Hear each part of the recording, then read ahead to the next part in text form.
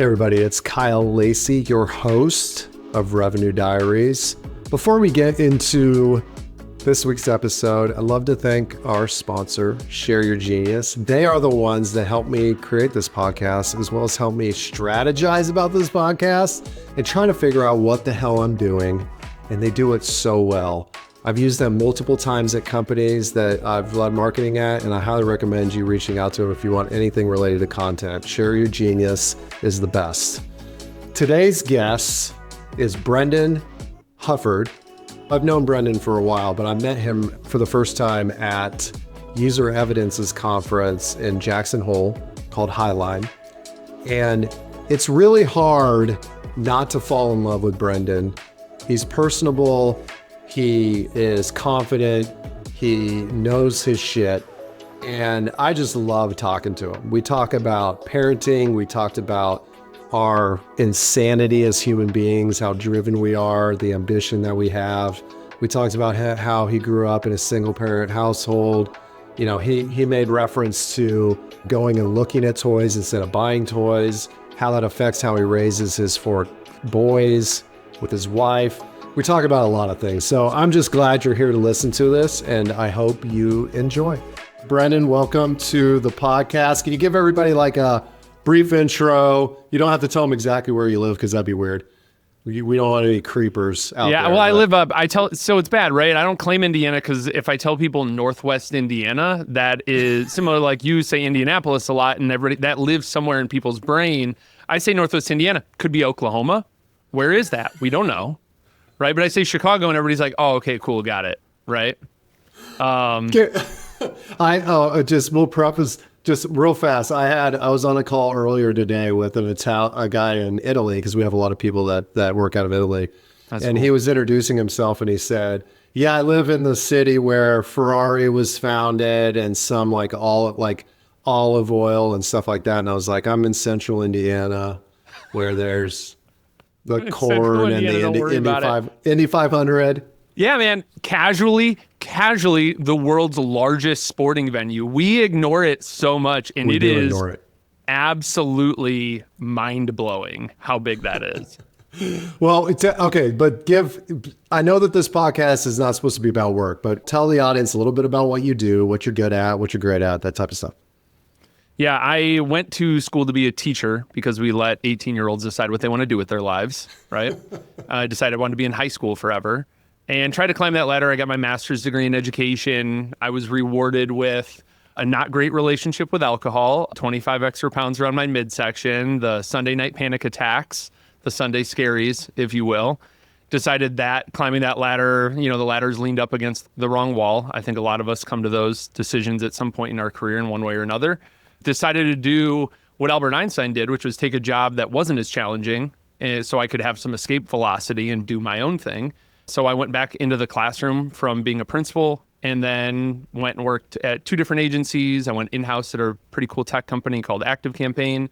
And then now I run Growth Sprints, where I help software companies with content strategy. So how long were you a principal?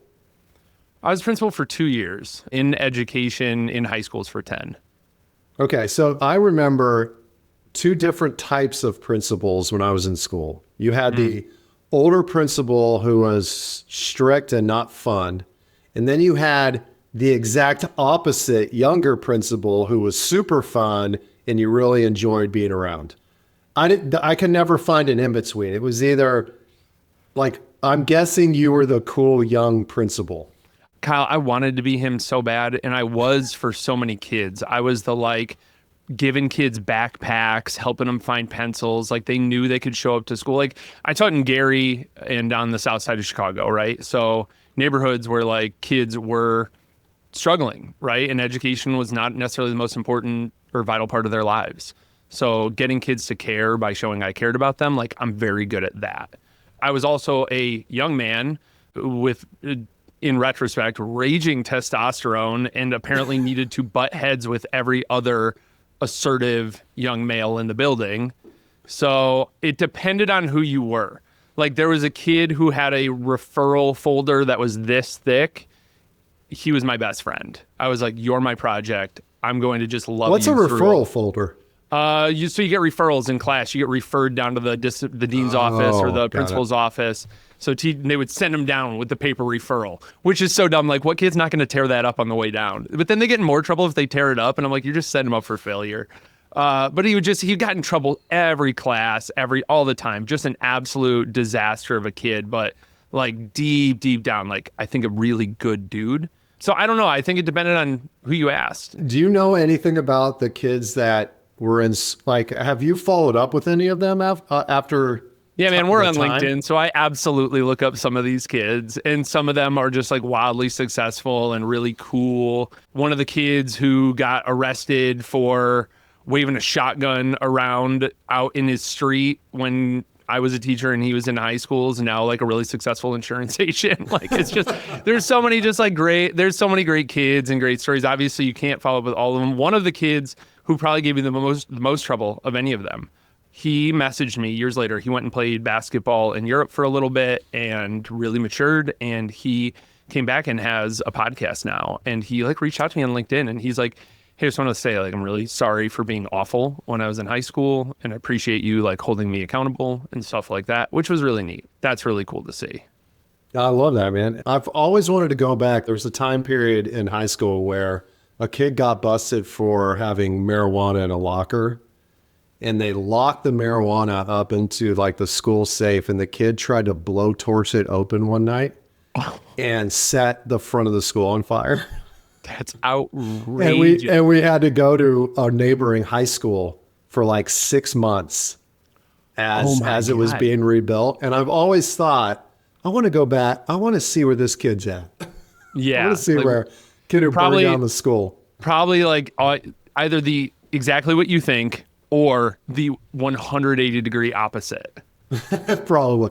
Like a pastor. He's probably a pastor now. Is that the 80-degree opposite, maybe? Or you get the kid like me, right? Like, I got in trouble all the time in high school, but it was always for laughing and talking too much. I feel like there's a group of us. It's probably a lot of marketing, honestly, are the kids who got in trouble for talking too much. My favorite story that I tell, I haven't told my kids yet because I think they're a little bit young for this, but I think this is my freshman or sophomore year of high school. I was going to get a D in biology, maybe even an F.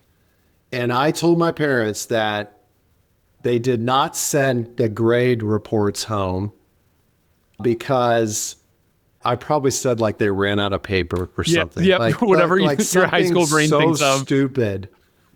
And my friend and I went and bought a ribbon printer from Goodwill, like the same one that was in the school. We stole report card paper from the office, and I designed a report card that looked almost perfect. And that's outrageous. 2 weeks late, gave it to my mom, and she handed me a note that she had found in my jeans like 3 weeks earlier about my friend and I talking about forging this report card. She had let me lie to her for like a month. Oh no! I just almost walk yourself right into it. No, it was so I was grounded for like 6 months, 8 months. It was horrible. Yeah, it was horrible. But now I'm a marketer. Yeah, now we get paid to lie. It's fine. Now we get paid to lie. Okay, so our friend Mark Huber told me that you have fought often, not like in a bad way, but MMA. Were you doing MMA and Brazilian Jiu-Jitsu while you were a principal? Like in that time frame, or was it after? So I found it in college. Me and my friends, we were downloading, this is going to date me so much.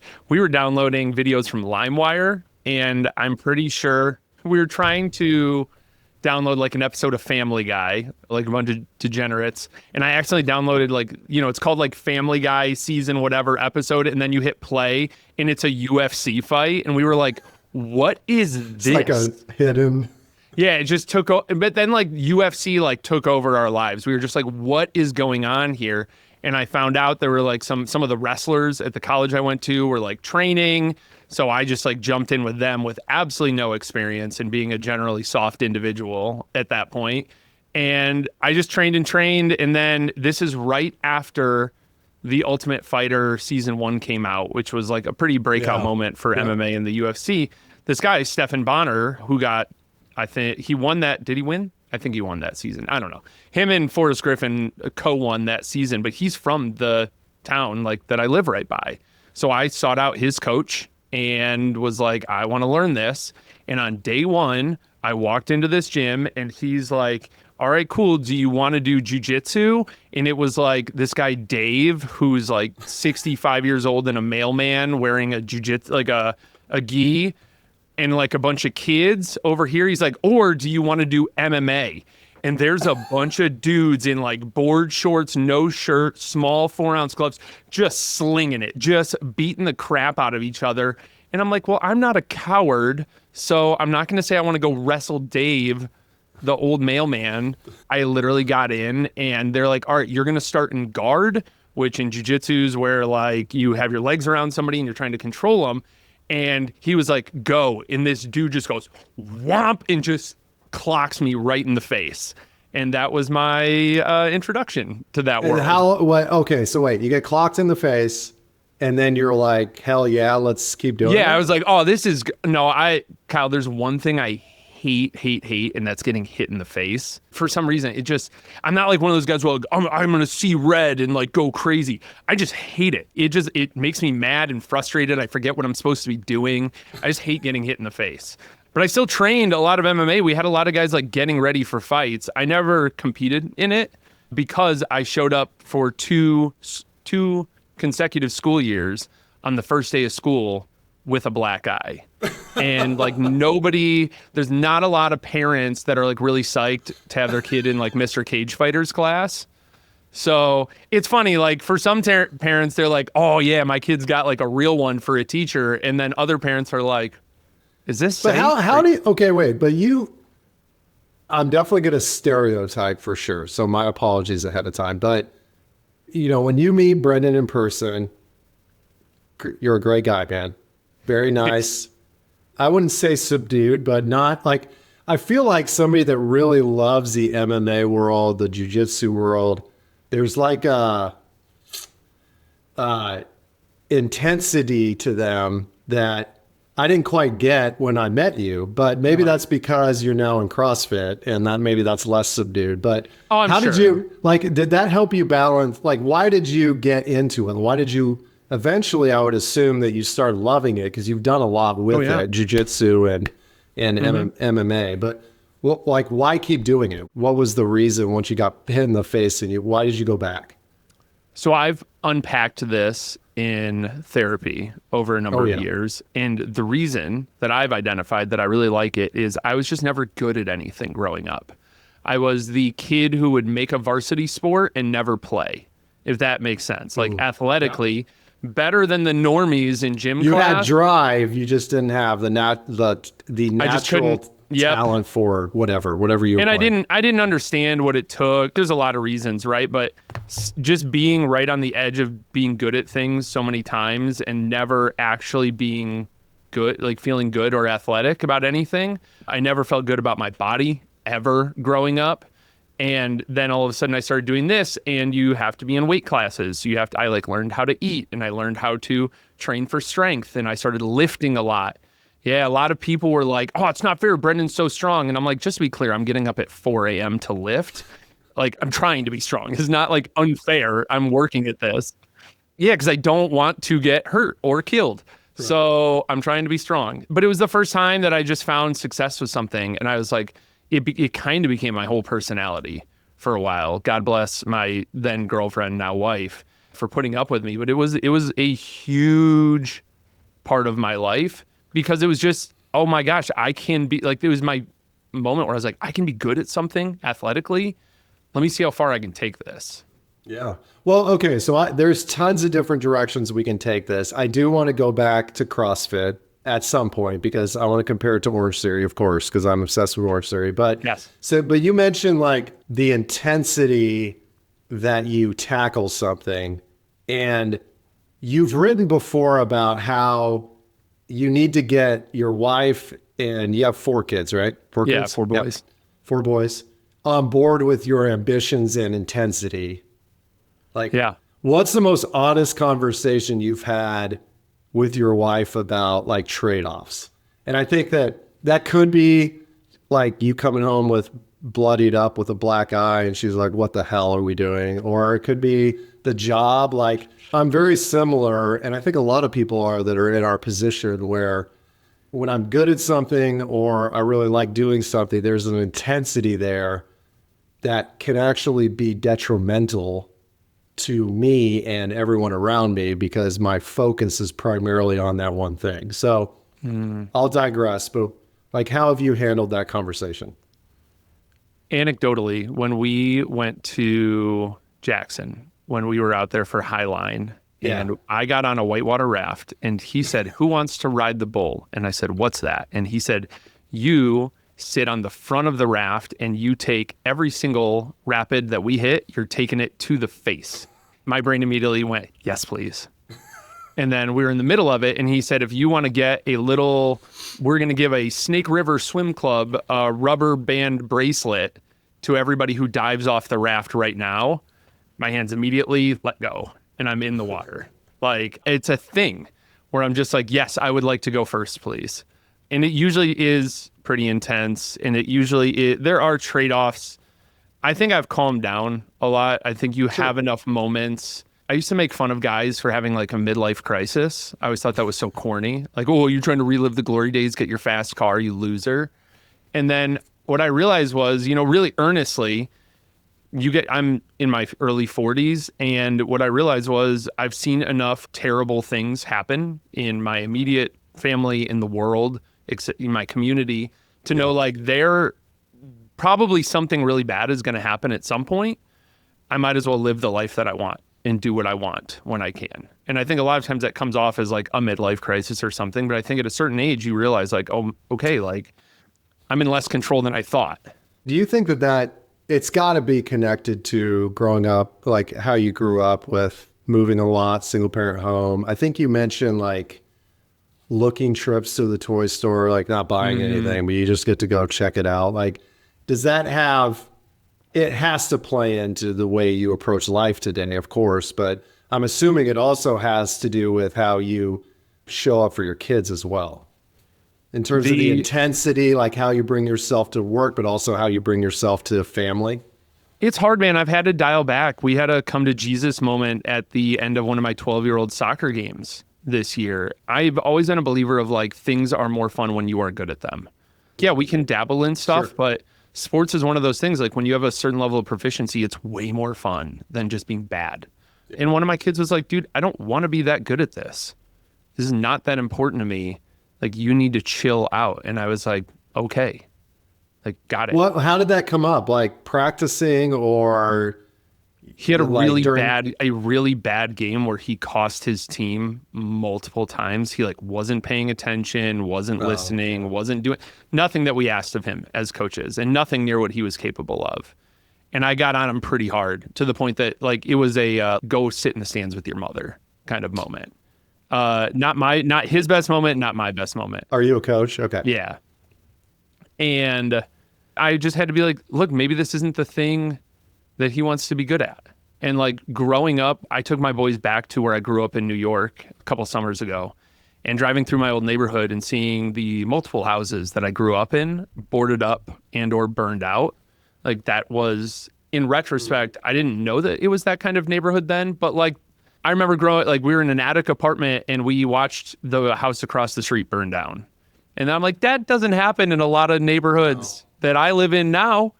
Not a lot of burning down houses, but in those neighborhoods, that stuff does happen. I was just gonna say, I have this huge chip on my shoulder because of that. And that leads to a lot of drive and intensity. That's interesting. You took your son. Was there a reason? Were you in the area, or did you specifically take them back to the area to show them where you grew up? We took a trip through New York. We wanted to drive through New York City, and we went all through it was just like a family vacation. And one of the stops was the town where I grew up in upstate New York. We went and saw a bunch of my family. They all still live around there. I was just curious what it was like. And it was honestly, Kyle, like it kind of fucked me up a little bit. I was just like, I had like this realization of like, okay, like this is where all of this comes. I remember somebody put on LinkedIn, they described me as a hustle bro drunk on his own Kool-Aid. And I was like, first of all, you might not be wrong, so I'm not that mad. But second of all, like, let's talk about where that chip on my shoulder comes from and why I have this. I was a teacher making 40 grand a year. I was the lowest paid assistant principal in my state. Like, I was all of these things. And, I moved around every 2 years. When we moved, it was really easy because I had my little box of baseball cards and my little basket of toys, and that was my stuff. But I didn't know any different. And the looking trips to Toys R Us, like, I didn't realize kids like bought stuff there. It's on times that were not their birthdays, like stuff like that. And I don't regret any of it, and I don't judge my parents for any of it at all. But it is a explanation. Oh yeah, for sure. It's definitely. Well, I think it also probably, so I was, two parents, everything I wanted. Like I didn't have, like, I was raised very well. I mean, there's things to unpack there with church and all the stuff that I've had to go to therapy for, which is a whole nother episode. But I tend to find that I'm trying to shape my kids a little bit differently, but it's so hard. It's like, I want them to have everything. I want them to be good. I want them to love what they do. And I'm trying to like shift kind of the way I was raised to what I think is better. And sometimes it works, sometimes it doesn't. But how is all the things that you learned growing up, how does that apply to being a father and how you're raising your kids? Like, are there lessons that you try to instill in them that you learned, or vice versa? Now that they're older, right, and we can have real conversations about these things, I've noticed that despite trying to parent them all very similar with the same values, they're all very different humans, which is interesting. I wasn't, we were talking about sports and stuff. My two older boys, I push them athletically as much as they would like to, but they don't have any interest in practicing. They don't love sports or anything. They'll do it, and we have a lot of fun. They play a lot of sports, but it's not really for them. My 7-year-old is obsessed with it and loves it, and is, Kyle, very good at it. Yeah. And everybody's like, well, he's a coach's kid. And I'm like, we don't practice. I don't have time. Like, we have 4 kids. We're not just sitting around practicing. Like, he was a catcher for 1 game in coach pitch baseball. And he came home and was like, I want to be a catcher. And, we were like, fine. We got him just all the advantages I can give them, right? We bought him some catcher's gear. I went upstairs. This little boy is in his little boy underpants on his bed with the catcher's mask on, trying to sleep with the headgear on. Like, the next day I got home from work and he is in his full catcher's gear, like, Dad, can you pitch me some balls in the front yard? He loves that stuff. And I'm like, okay, cool. Not the sports and the athletics are not the thing. But the thing is, I want to give them values that can't be taken away. Like, a lot of times people are like, oh, you're so smart. You're so talented at this. And the problem is, eventually they're going to meet somebody smarter. They're going to meet somebody more talented, and they're going to get shattered. Their identity is going to get blown up. I don't know if that's a bad thing, but the things that we talk about a lot is we want to be physically strong so that we can take care of other people. That mantra is something we talk about a lot as a family. We are creative and we are hardworking. Those things, I don't think creativity or hardworking can be taken away from them as easily. And what's cool is the more I repeat, I'm just Jedi mind tricking my kids, honestly. I'm just repeating this stuff. Anytime I see a flicker of it, I am just locked in, just praising them for it. Any bit of hard work, hey guys, that's just what we do. We're just creative. You're so creative. Yeah, of course you would be, because that's who we are. And now they're like, that's who I am. And you see that across all 4 kids, or as they get older, they start? Well, I mean, my 4-year-old's a goblin, or 5. He'll be 5 soon. He's like, what I mean? He's just an absolute psycho. He has 3 older brothers. He's fighting for his life every day. He's nuts. He's not doing, you know what I mean? We're just trying to get him not to chew on the drywall at this point. I'm only laughing because it's so true. Well, I've got 2, and nowhere near, but I have friends that have 3 and 4 kids, and the younger kids between like 3 and 6 were insane, or are insane. Yeah, he told his soccer coach to shut up the other day, and I was like, his soccer coach is one of my best friends, and I was like, he probably did need to shut up, but like, you can't tell him that. Oh, that's hilarious. I see it all the time. Are there any of your kids that are very similar to you on how you would, like, if like it's a little Brendan? They have pieces. which I pieces. Okay. love. My oldest and I butt heads the most, probably because we're the most similar on things. And he is really, really smart and so thoughtful and introspective. I think my theory is his brain does what my brain does, which is it just processes stuff in the background. And then he just gets access to the output of like, you asked me like, hey, did you connect? Like everything we've been talking about today, my brain has thought about before. I'm not like sitting down journaling. I'm not manifesting any of this. It's just like, it just happens. And I think it happens with him too, where he's just thought through a lot of things and is very introspective about why do I feel this way? Why do I act this way? Why is that important? Like all of those sorts of things. So it is increasingly challenging because intelligence wise, he's evening up with me, but wisdom wise, we're nowhere close. Right. I can imagine, like I'm nowhere close. My oldest is 9 right now. And as your 12-year-old gets older and a teenager, and I mean, all that stuff will come to a head, I'm guessing. Mm-hmm. But I mean, I'm more thinking about how I acted towards my parents when I was like 14, 15, 16, which was not good. Yeah. I was also an only child, so it could not be more different, Right. my experience versus theirs. So I'm just trying to, and we also, I don't know if it's a generational thing or I don't know, but my wife and I are just talking to them a lot more and like processing same. it with them. Absolutely. It's definitely a generation thing. And at some point, my father and I have had longer conversations recently about raising kids and how his regrets raising us and all this stuff. And it is so fascinating to see your parents as humans.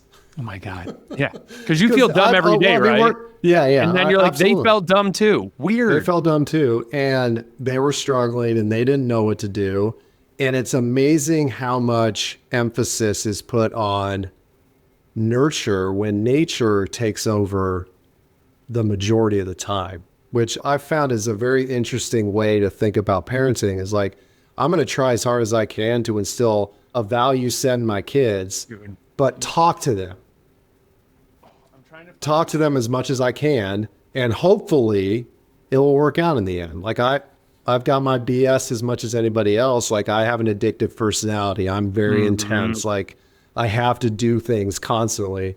And I know that they have elements of that. And I just need to teach them ways to funnel it appropriately. Were you looking for a book? When I taught psychology and sociology, it's in here. Oh, here it is. Hold on. Listeners, Brendan is searching for a book. This was my textbook when I taught. You can see I had like my book cover, but look at all these little notes. And I was like writing all this stuff in the margins. What's the title? Introduction to Psychology. I taught psychology and sociology to high schoolers. So it was Kyle's the best job in the world. I would just be like, hey, this thing that happens? And they're like, oh my God, that does happen. I'm like, yeah, we're going to talk about it today. Here's why this happens. I remember I explained to them like the dance of eye contact when you're walking down a long hallway and you see the person down there and all of a sudden you're like, wow, look at the weird stuff on the walls. Like you just can't hold it. It was just fun to explain the world, but birth order was a thing I remember teaching them about. Of like, it is so arbitrary, but within a culture, usually oldest children tend to be away. Middle children tend to be away. Youngest children tend to be away. And that's so arbitrary. But to your point, like, it just is going to happen. And I'm leaning more on nature than anything else as my kids get older. So that reminds me of a question I wanted to ask you. You wrote about somewhere, we talked about it before we jumped on, of writing letters to your sons. Mm-hmm. And you mentioned Medium, which we all remember as, is it? We're talking like it's gone. Is Medium gone? Well, no, I mean, MySpace is still around too, right? Like it's around. That's true. Talk to me about writing, like you did it daily for a while and then you decided to take a different route, but why do that? And what did you write about? I had a lot in me. I was learning a lot at the time. I was a high school teacher. I was trying to build a business on the side. I thought I didn't come up in like a digital marketing world, which is what you do and what I do now. I came up in what I would call online marketing, which is like a lot of like Tai Lopez scammy courses about how to sell courses. I have no idea who Tai Lopez. Oh, you never seen him Lopez? here in my garage with my Lamborghini, the guy on YouTube? Oh, Kyle, I'm going to introduce you to a whole world of just terrible memes. Pyramid scheme. Yeah, basically, it was a lot of like, selling courses, selling communities and memberships and all of these things. And I frankly am seeing it make its way into B2B now. But like I came up in that world. In that world, one of the hooks that they use to get you to buy stuff is, oh, you hate your job? I'm going to help you quit your job and live this like life of freedom. So I always thought I had to quit. Do you know our VP of Revenue Marketing, Sylvia Valencia, did the same thing as her first job? They would list jobs online. The people would call in for the job interview and she would convince them they didn't need a job, but to take this. Oh, that's crazy. That's wild. I don't know. I don't know if she that's actually the world. Yes. Sure So now you do perfectly understand the world I came up in. But they all told me I had to hate my job and quit my job. So I was just like trying to like build stuff on the side, like all these little communities, all these little things. But I was learning. There were not enough podcasts that could exist at that point. I was listening to everything all day. And I have this broken part of my brain. Also, maybe, that is also the reason I don't drink anymore, because my brain is always like, if one is good, all is best. And the other productive side of that exact same coin is, if you consume this, you are also audacious enough to make this, right? So like I'm listening to podcasts. I'm not just going to listen to podcasts. I'm going to make podcasts. Yeah. Oh, I'm reading blogs. I can make a blog, right? Like I just am this dumb confidence that I can do all these things. So I was writing every single day, and it was really helpful. Like I think clear writing is clear thinking. It was helping me process everything. But really, it was also just me documenting like everything, like Gary Vee style, documenting the journey and where I was and practicing gratitude. Like anything that I was on that day was probably getting published on Medium. Whatever podcasts I had been listening to, or whatever I'd been thinking, feeling, or whatever. I was trying to do miracle mornings and stuff and 5-minute journals at that point. I was just trying everything to get out, man. So I just ended up publishing it all, including letters to my sons of like, here's how I think. They ended up being like these short. I had read a book called Letters to a Knight, which was a lot of like borrowed philosophy from different places. And I was like, I want to impart this, again, like the dumb confidence of like, I could also do this. And we could talk about the dumb confidence, because I feel like that is a superpower for a lot of people, which I think is a whole nother podcast. But I will say that writing, the reason why I write every weekend for Revenue Diaries, and it's basically what I'm reading, what I'm learning, what I'm dealing with at work, is because it's a therapy for me. It's like I have to, like now that I think I'm coming up on my almost a year writing, which would be 2 weeks from now, would be the 52nd entry. It's therapeutic, right? And once you get down to writing, I can't imagine stopping. And so when people see that, or when people feel like they can't do it, I was asked this question this past week. What's your advice for somebody that hasn't started writing, hasn't started doing anything online, but wants to start tomorrow? And this doesn't have to be about work. I know this podcast is not supposed to be about work, but I do think it's a fascinating, because I don't have a good answer for them, because I just go do it, kind of like what you were talking about. Like, oh, I can go do this. Somebody else is doing it. What about the people that don't have the dumb confidence? I'm a big believer in I remember Tim Ferriss wrote the book 4 Hour Chef, and he's like, when you're learning to cook, use paper plates and plastic silverware and just throw it out afterwards. Like, don't give yourself 2 hours worth of dishes to clean up. It's going to be too overwhelming. You'll never cook. And I was like, okay, cool. I try to apply the same thing to writing. Like whatever the minimal, however you like to write, do that. If you want to write in one of those little like field notes books, great. If you want to write in a journal, great. If you want to publish it on Medium, if you just want to write on the computer, that's fine. But just give yourself like, I'm going to write a amount every single day. And I think here's the other thing too. I think some people try to force themselves to write. I have trouble with that because I've always written because I had something in me that I had to get out of me. And I think And so I would encourage people to find that. And if you don't have that, and there's a lot of good reasons people don't have that. There's societal reasons and structural reasons where people are like, whatever I have to say is not worthy of getting it out. What could I possibly have to share with the world? Super common, especially if you're early in your journey of career and life and whatever. But I think like finding whatever that thing is that you like, I have to get this out of me, and just being like, I'm just going to write a page every day or whatever.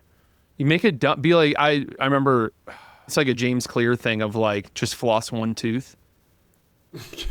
Be like, if you want to build sounds like a habit of flossing, just floss one tooth, and you know what's going to happen. You're there flossing one tooth, but you could be done. You could be like, yeah, I did it, done, and go to bed or whatever. But you're probably going to do them all, right? I did. Speaking of, yeah, exactly, and I think bite-sized chunks is very important. Yep. And just keep doing it, because after you do it for a couple of weeks, it's going to get more, habit forming. I did hear a comedian the other day talk about how he's very confused why dentists always bring up flossing. We know that nobody ever does it. So why do you keep asking? Yeah. It's just because you want us all to lie. Dude, here, I'll give somebody else, if you want like a tactical thing, if you have an iPhone, there's a native journal app in there. You have to download it. It's not automatically installed. And it's wonderful. Look, I don't know if you'll be able to see What's it called? this. Journal. Oh, just anyways, you can vaguely see so it's called Journal? Yes. And I just put pictures of my kids in there, and I write every day, and it forces me to document all this. Like I call it, but Jerry Seinfeld calls it garbage time, like in between time. And the in between is magic, right? Your kid said something to you and you're like, oh my God, that's so funny. You will absolutely never remember it again the rest of your life. But I do, because I just write these little things in here every single day. And I've done it for like a year and a half at this point. And that's been like an easy way for me to also write. It's just like, I just write like little things in there, something funny that happened that day, something I want to remember, something I was thinking about. I use the voice prompt on ChatGPT. Like if I'm walking and I think of something, or I'm working out and I think of something, I'll just voice it and it will save it, and then I'll come back to it later. But yeah, I mean, look, bite-sized chunks. Speaking of, we're running out of time, so I want to get to some rapid fire. All right. Hit me. What's the best thing about CrossFit? Training with other people, doing something challenging with other people. It was the same as jiu-jitsu. But okay, so why CrossFit instead of jiu-jitsu now? Training times. Usually training times for jiu-jitsu are when I'm putting my kids to bed, and I refuse to miss that. Yep, for sure. Most underrated dad win in your house last month? Oh. Probably saying I'm sorry for something. Like, it's the most important thing for my boys, especially them being boys, for me, is to see a healthy masculinity, to be physically strong, resilient, but then also able to, and I don't, it's a win, but it's also preceded by taking a pretty big L, right? Like I probably screwed up pretty bad. Yeah. That is like, out of all the wisdom in the world, that's probably the best. Like saying, I'm sorry. I do it when I screw up, which is a lot. I'll do it pretty regularly with my children for sure. Parenting is repair, right? You're just repairing. It's repair, right? Absolutely. All right. Last time your kids changed your mind on something that mattered. Ooh, I'm stubborn about this. That's a good one. I feel like my 12-year-old pushes me pretty hard. He challenges a lot of my assumptions. Like I say I stand for things and believe in things, and then he'll like push on it or do it, and then I'm like, oh, do I really feel this way? Yeah. You know, I'll be like, oh, I try not to share super personal stories, but I can tell this like anecdotally. He was like, I want to paint my nails.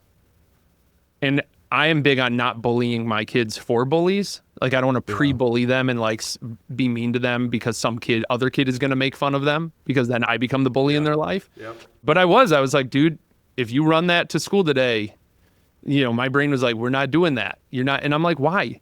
Why can he not paint his nails? Like, who gives a shit? I'll paint my nails right now. I don't give a shit. And it's just, he challenges a lot of my assumptions of like, I stand for this thing socially, politically, in my faith and all of these other things. And then he'll like be like, okay, cool, I'm doing it. And you're like, oh no. Like, it's different. It's even like, other adults, cool, I've got your back, I'll support you. Right, But then your kid is like, I want to do this. And you're like, oh no, like, I don't know if and I have to like go through all of this stuff inside of me. Yeah, you're learning as well. Like, Yeah, where I have to be like, learning. okay, cool. If I really do stand by this and I'm cool, and I think it's like, I want my kid to have the freedom to express himself, I got to be cool with that. He went to Goodwill and tore up a jean jacket and made his own like punk jean jacket, started making his own patches and stuff on it. And he wants to wear it everywhere. And sometimes I'm like, bro, maybe don't wear it everywhere. But it's like, really, he's going to wear it everywhere. yeah, like everywhere. And I'm like, anyways, my point is like, there's all these like little things, and I'm citing little things because there's also big things, but these are personal things. Sure. And it's like, it's not that he changes my mind. He just forces me to like confront, like, do I actually believe this? Is this actually my values? Yeah, for sure. For sure. Because you are evolving as much as he is. And that's also something to realize as a parent. All right, last one. Current guilty pleasure game or nerdy obsession that has replaced EverQuest and Warhammer. Or maybe you're back to it. I don't know. Warhammer didn't get replaced. I just have more disposable income now. The models for Warhammer are gray. So in the Warhammer community, I know. They call it like your pile of gray shame. All these models you've bought but not built. They're just sitting there. Hundreds and thousands of dollars in models just in a pile on the sprues still. I'll tell you my favorite one is 110% a book series called Red Rising and by Pierce Brown. I am on my third read through of the series, and it's even better than I remember it.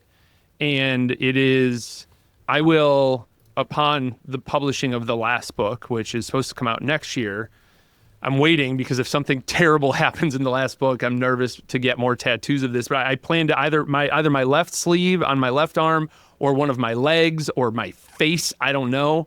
I'm getting a bunch of tattoos from Red Rising. Like, I love this. If you were like, hey, Brendan, we're going to have a Red Rising podcast where you can talk to me about that for 2.5 hours, I would sign up for that. I love it so much. I've seen these books. I've not read them yet, but I love. It is a story about male friendships and being a dad and all of the like it is. I was not prepared to confront stuff the way that I have because of that. Like, there's a scene. Can I tell you one thing really fast? Yeah. Can you humor me?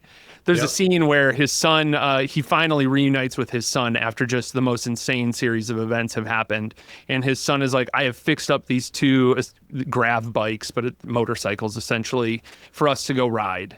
And his son hands him the key. And as he hands him the key, the whole world explodes again and everything gets terrible. So throughout all of these remaining books, he's been wearing his son's grav bike key on a necklace. And like, it's really important to me because it has replaced a lot of my like toxic anger that fueled me early in my career. A lot of resentment, bringing our conversation full circle, resentment and frustration and this chip on my shoulder that was angry fuel and burns hot effectively, but it does break you inside. It's replaced it with a very healthy fuel for me. Like when I'm at CrossFit and I have to lift a amount of weight off the ground that there's no reason for me to have to pick up ever. Instead of like being angry with my dad or like tapping into some like rage fuel, I will literally like, I wear necklaces. I will tap my necklaces and it reminds me of that like grav bike thing. And I think about my kids and like, that is infinitely more powerful motivation for me. Yeah. I was not prepared to encounter this in a sci-fi book, but I did. That's what makes great books. I mean, great, honestly. Yep. Like a lot of people hate on Stephen King as a horror writer, but his book on writing changed majority of how I thought about storytelling.